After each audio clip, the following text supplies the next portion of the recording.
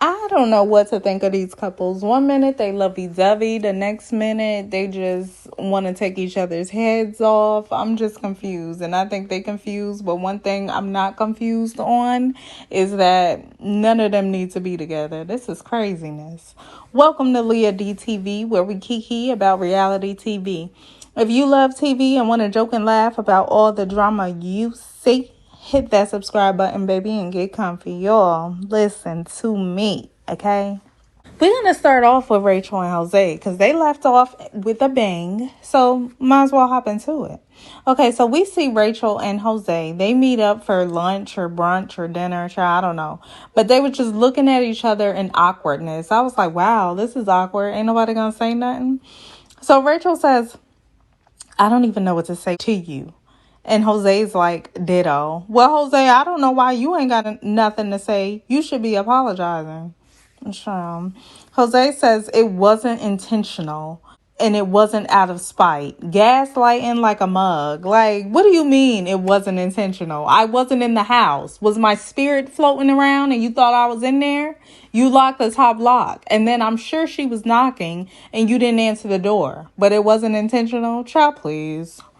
Rachel gets emotional and she's just like, she was doing everything that she thought she should do and she still got treated like crap. That's because when you with somebody who's crappy, no matter what you do, it's them as a person. Jose's just a messed up individual. So, you could be doing everything. You could have got a joint account and everything.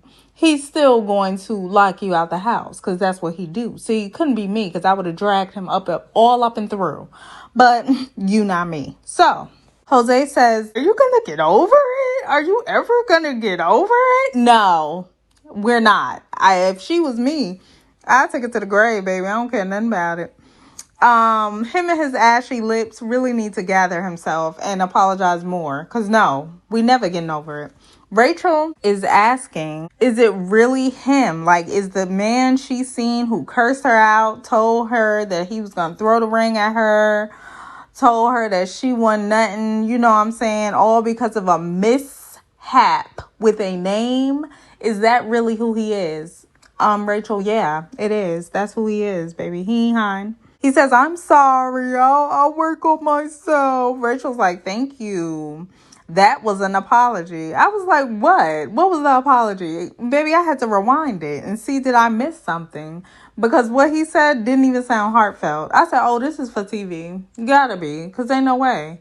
They gotta fulfill the contract, baby. Ain't nobody trying to pay to get a divorce. So she accepted the apology. Big shocker. Then we see Rachel in bed. Jose comes in and he's like, I thought I was perfect before we got together. Yeah, we know Jose. So he pulls out this little ugly note card with writing on it. Looked like a murderer wrote it or something. Red and black. It was written in red and black. And he's saying something, I'll never lock the top lock ever again.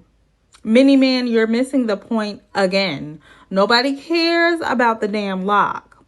Don't leave your wife outside.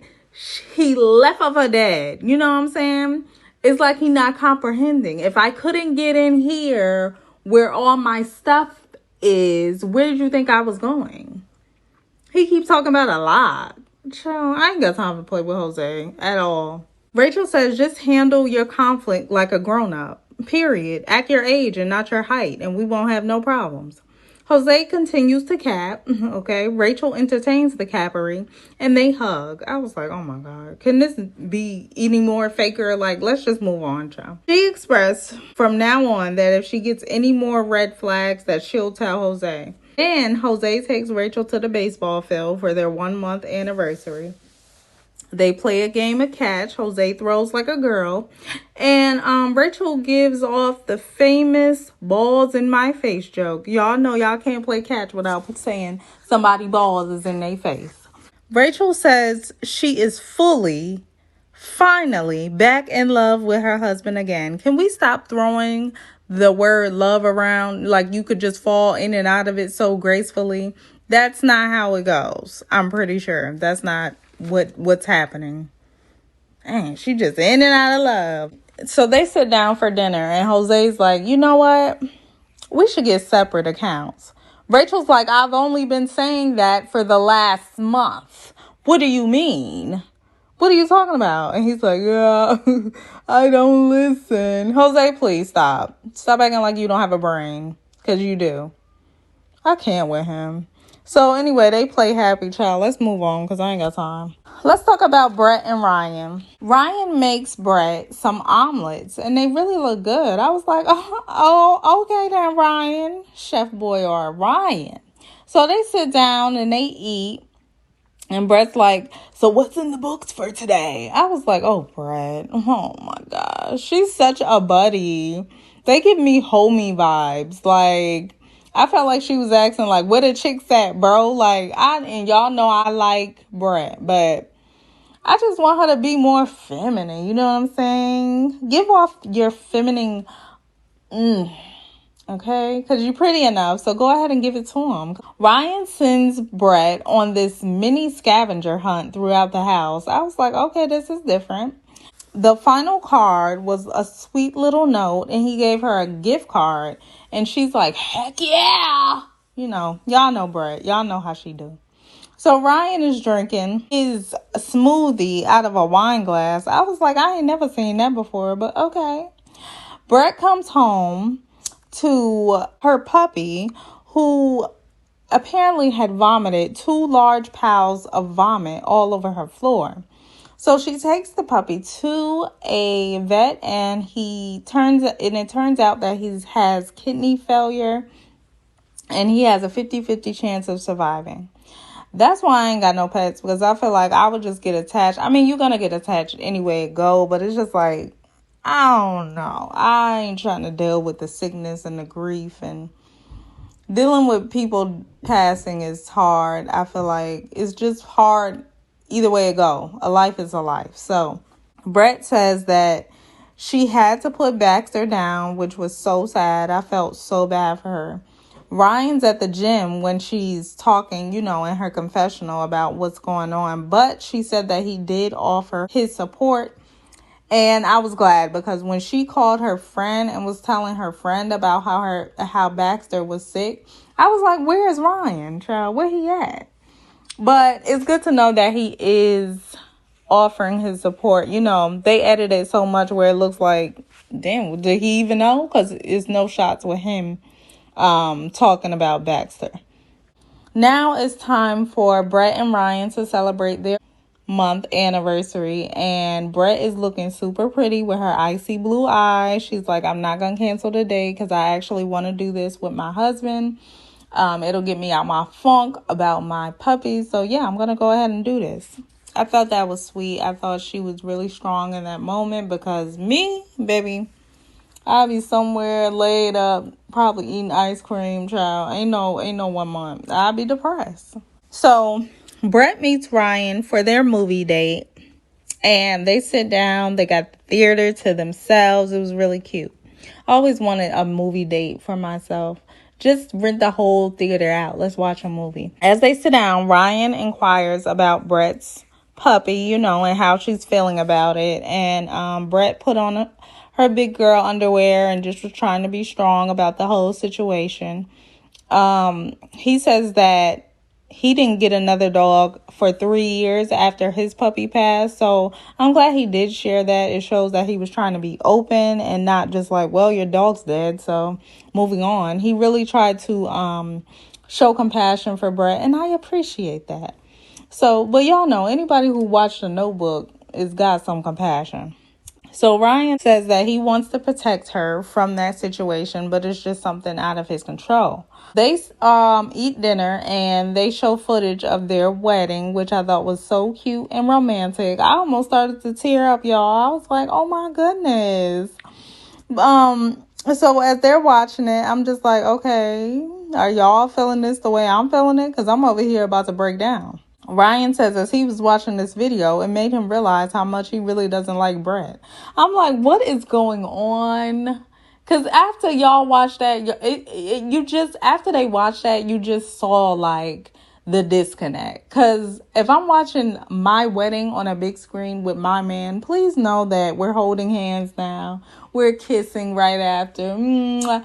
Oh, I can't believe we did that. It's so amazing. You know, giving all of that and then getting ready to smash. This is what I'm expecting to get from them. And I got none of that. I got, so that was our wedding. Yeah, it's been a roller coaster. Like, what? That was romantic, and they just took all the juice out of it. So they ain't gonna work out. I'm sorry, baby. I saw it firsthand, and this is my couple. I'm just like, what is going on? So let's move on to Zac and Makayla.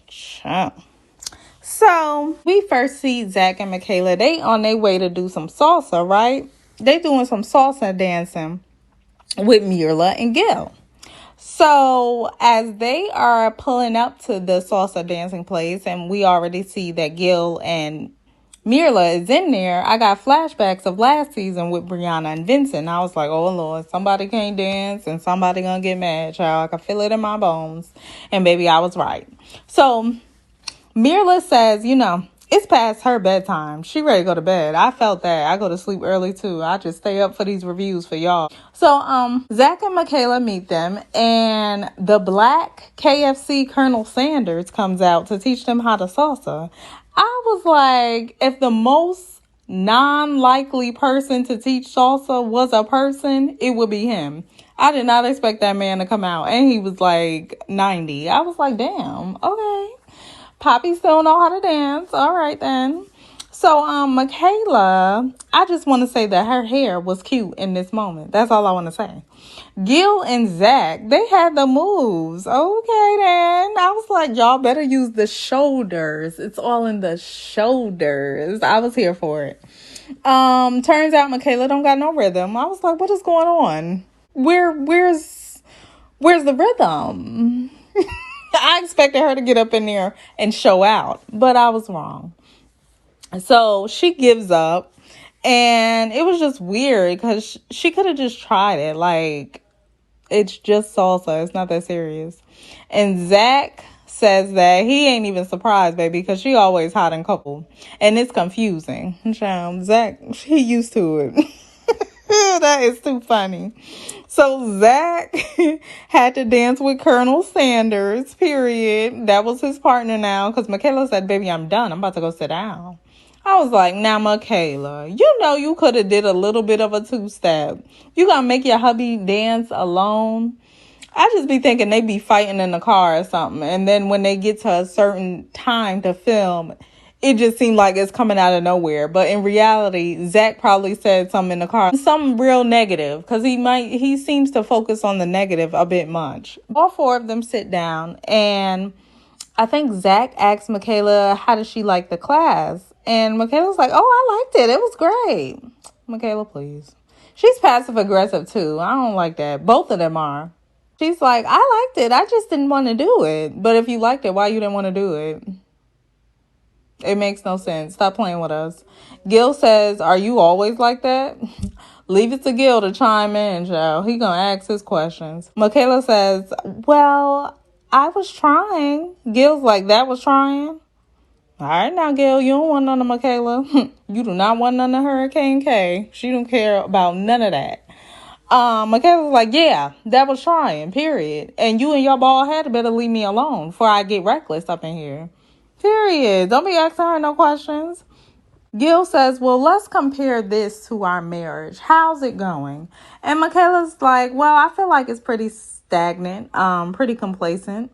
And Zac's like, what? Why would you say that, Michaela? Zac, now he probably said some messed up stuff right before they walked in there. I just know he be bothering Michaela. Let me tell you, Michaela attitude do not come out of nowhere. Because if you watch this whole episode, you know what I'm talking about. Michaela goes on and say, you know what? I feel like we're moving backwards. Zac's like, well, can you elaborate? Yeah, I guess so, Zac, since you acting slow. She's like, they were moving forward, but Michaela says since it's been certain words used, like there is no light at the end of the tunnel, that has made her feel like she's not wanted. She wants to feel the feeling of being wanted by her husband. And she's just not getting that from Zac. And I completely agree. Then he says, well, I said I can't see a future with you, but that doesn't mean that I won't see one day. Michaela's like, I'm confused. Sis, we all are. Because why would you say you can't see a future with her and then says, oh, but I can see one day, maybe. No. It's either yes or no. Period. Zac is confused and give me a headache, child. These two have issues and they need to go ahead and break it off because it's giving me a little bit of a mini migraine in the back of my left eye and I don't really like it. Then they go to dinner, okay, because it's the 1 month anniversary and whatnot. And Michaela says that she's learning how to not self-sabotage. I agree because you was definitely doing that in the beginning and you did it at salsa. So yeah. Zac says now he considers others' points of view. Yeah, because you definitely didn't see where Michaela was coming from, but this is all talk. Zac asks Michaela, what are the negatives? Because baby, he liked to focus on the negatives. Michaela says, none. Okay, Michaela. Zac says, well, I hate, and then it was a suspenseful pause. I was like, oh, Lord, what he gonna say now, child? And he was like, how you play loud music late at night and it be late. Like, I was like, oh, okay, that ain't nothing, child. And he said it in a joking way, so it wasn't nothing crazy. Zac takes Michaela to a hotel, because y'all already know what's about to go down. Nah, I'm playing. And he had it rose petals on the bed, like how it was for their honeymoon. It was cute. And so he says that his communication isn't the best, but Michaela means a lot to him. Well, I'm glad you acknowledge it. Now fix it, because I'm tired of it. Zac brought Michaela a nice, pretty bracelet with their wedding date engraved on it. I was like, oh, okay then, Zac. Please do it. Michaela says that she is in love with Zac. Baby, no, you're not. It's soul ties. It's lust. I've been around this man for a month. It's not love. They get in the bed with these thick ass robes, and I'm just like, okay, y'all gonna take the robes off? And they throw petals on each other's heads and they play. I was just like, oh my God, what is this? They play like they about to go to sleep. And yeah, they went ahead and smashed again. Then after all the smashing, they went ahead and got something to eat because baby, that could take a lot out of you. I understand it. Now let's move on to Johnny and Bao.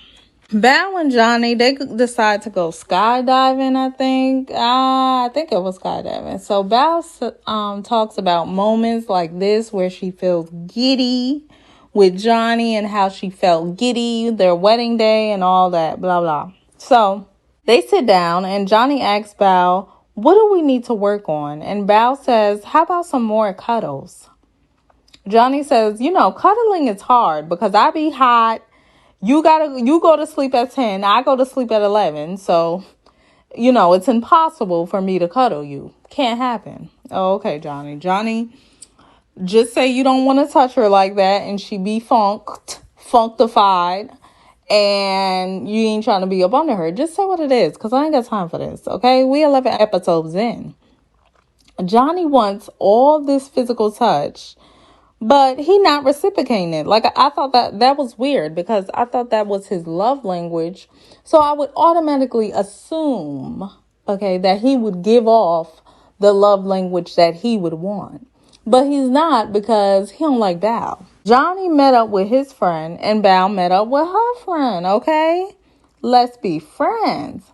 Bao's friend asks, how is it going since the wedding? Bao says that Johnny doesn't initiate any physical touch. Baby, do you smell good? Maybe that's why. Bao says she has acts of services and gifts. Those are her love languages.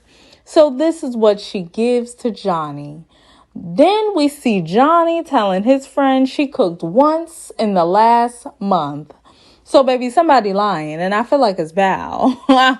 Because the flashbacks they showed later in the episode, baby, Bao don't be cooking like that. She be putting on the front. I know, Johnny. Don't even worry about it. I know, because I know when people like to cook. Child. I know.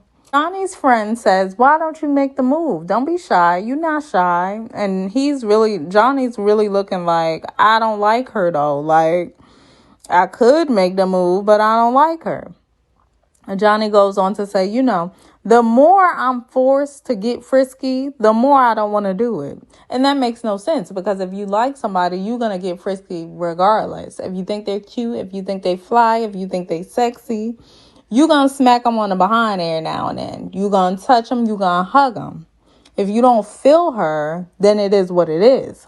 Johnny goes on and says that Bao treats activities like they are missions. Baby, I cackled. I was like, missions? Not missions, Johnny. He's like, there is no flirtation.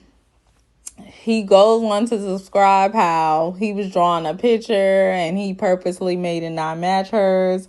Johnny, just give it up. Now, I done told all these couples to give it up, correct? Yes, because you know what? They all need to. I ain't never seen a more mismatched season than this. Moving on, who we got left? Gil and Mirla. So they are celebrating their 1 month together. And I'm super proud of them this episode. When they were doing salsa with Zac and Makayla, Hurricane K, they really showed that, they somewhat stable. After all of the financial talk that they was talking about in the beginning of the episode, Mirla finally put them lips on Gil and everything seems to be copacetic. So Gil gets out the car with Mirla and he blindfolds her with some flower glasses. I was like, baby, where he get them from? Okay.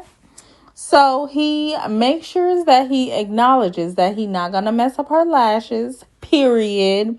And they walk to this secluded area where he has a macaroon tree, wine, cheese, and crackers. I was like, okay, wait a minute. Now this is cute.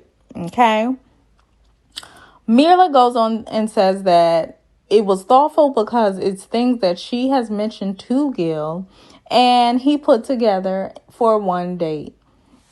Mirla, he working hard, girl. He wants some of Mirla now. He working hard. He wants ya.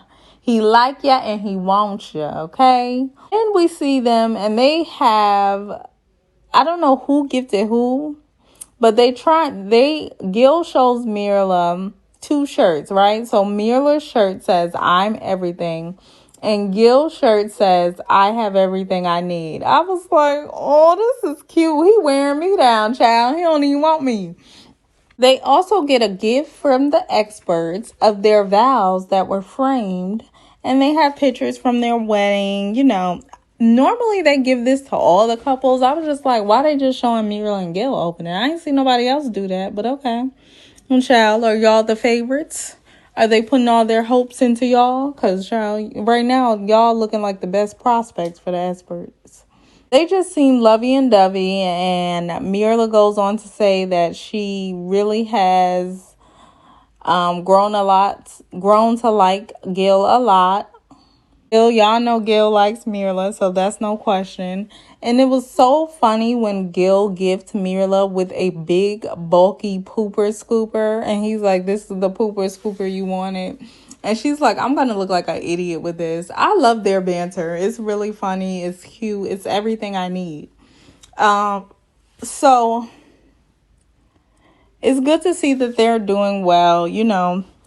The beginning of the season, we really seen them struggle. Hopefully they can stay on this path. But, child, I don't know. Because there's still issues there. And I ain't forgot.